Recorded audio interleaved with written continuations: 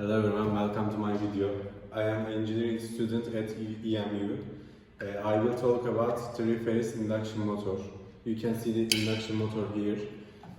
I will talk about firstly why do we need the induction motor.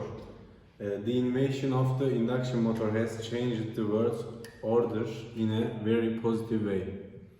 The most widely used induction motor today was invented by Nikola Tesla and patented in 1880.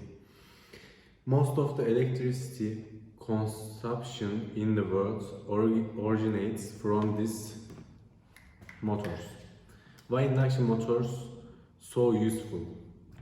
There are many reasons. These motors don't need frequent maintenance. Simple, reliable and durable. The cost of the induction motors is inexpensive due to the absence of branches and commutators. The number of revolutions can be adjusted. The number of revolutions don't change under load. We can explain the working principle as follows. The electromagnetic induction is the phenomenon in which the electromotive induces across the electrical conductors. When it is placed in a rotating magnetic field, when the three-phase supply is given to the stator, the rotating magnetic field produced on it. This part you can understand the physical construction and components. We can take the rotor. You can see the rotor inside of this motor. You can see the stator and winding here. You can see the cable connection. If you want the reversal of direction for rotation, you can change the cable connection and automatically you can change the rotating position. We see the full parts. Our engine has two basic parts. These are the stator and rotor. The stator is fixed structure. Basically, it is a three-phase coil winding. And three-phase alternating current is applied to the windings. The windings pass through the grooves of the structure formed by the coming together of thin steel plates inside the outer structure made of steel or cast iron. Some interesting things happen when three-phase current passes throughout the windings. When the stator is stationary, a rotating magnetic field is created in here around the windings. This rotating magnetic field is what will make our rotor spin. And spin is here. You can see the shaft is here. You can see the iron structure. And we put here winding made some electromagnetic field intensity, and it start the rotation, and you need some electric here. Thank you. And this part we write the equivalent circuit for induction motor. You can see the transformer equivalent circuit. From the preceding, we can utilize the equivalent circuit of a transformer to model of induction motor. Let's write equivalent circuit for induction motor.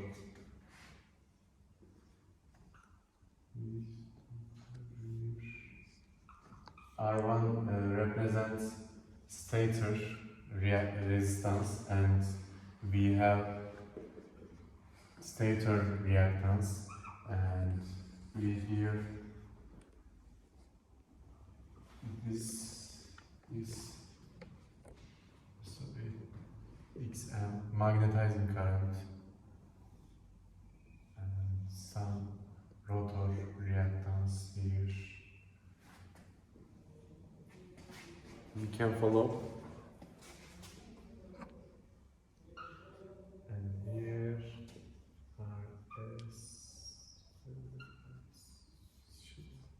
and you can see the equivalent circuit for induction motor. And we can write the current follow. This is magnetizing current, and we stator current, and this is slip, and this part is for torque. An induction motor develops torque by inducing current to the rotor, which is proportional to the differential speed of the rotor and the rotation magnetic field in the stator. Let's write the formula. This is torque, this is power, and this is angular velocity. Angular velocity we can write 2 pi ns, the stator velocity, over 16. Okay.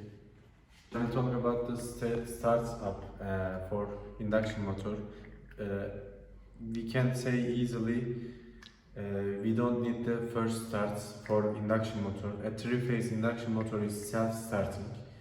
When the supply is connected to the stator of a three-phase induction motor, a rotating magnetic field is produced, and the rotor begins rotating and the induction motor starts. At the time of starting, the motor slip is unity and the starting current is very large. This part speed control. An induction motor is practically a constant speed motor. That means for the entire loading range, change in speed of motor is quite small. Speed of a DC shunt motor can be varied very easily with good efficiency. But in case of induction motor, speed reducing is accompanied by a correspondent loss of efficiency and poor power factor. As induction motors are widely being, their speed control may be recurred in many applications. You can use different methods for stator side and rotor side. If you want the stator side and stator control from stator side speed control by changing the applied voltage,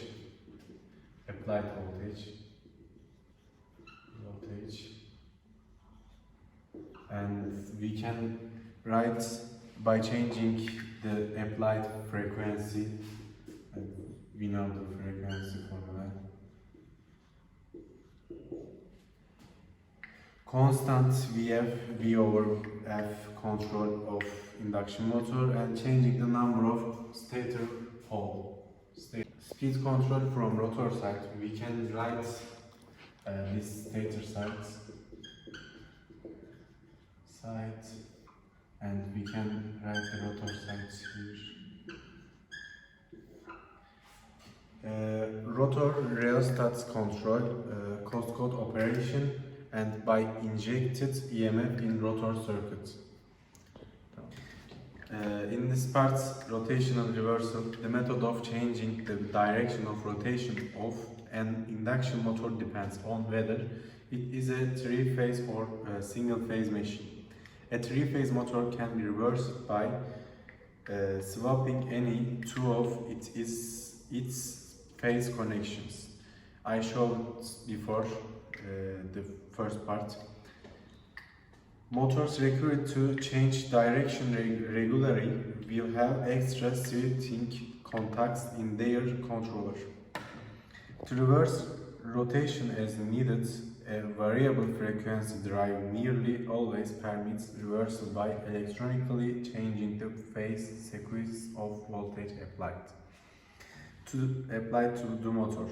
In a single phase split phase motor, reversal is achieved by reversing the connection of the starting windings. Some motors branch out the start winding connection to allow selection of rotational direction at installation. If the start winding is permanently connected within the motor, it is impractically to reverse the sense of rotation. Single-phase shaded pole motors have a fixed rotation unless a second set of shading windings provided. In this part, power factor. The power factor of induction motors varies with loads, typically from around 0.85 or 0.90. At full load to as low as about 0.12. At no load due to stator and rotor leakage and magnetizing reactance. Power factor can be improved by connecting capacitor either on an individual motor basis or by preference on a common bus covering several motors. We can write the equation for power factor. Power factor,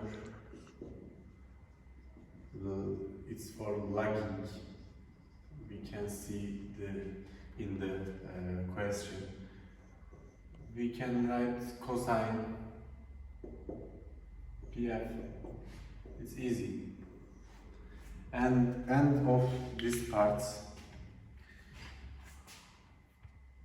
Now we can talk for induction motors of efficiency. The full load motor efficiency is about 85 or 97. The corresponding motor losses are as follows: friction and windage. Friction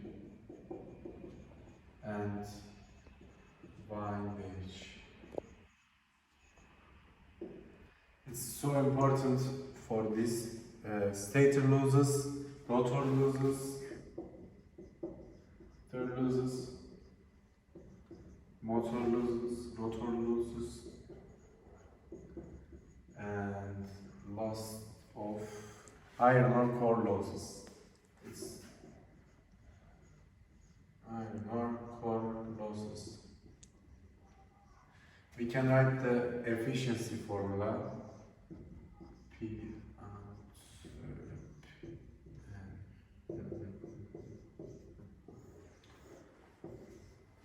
Thanks for listening and watching in this video. This is my first video. Thanks a lot.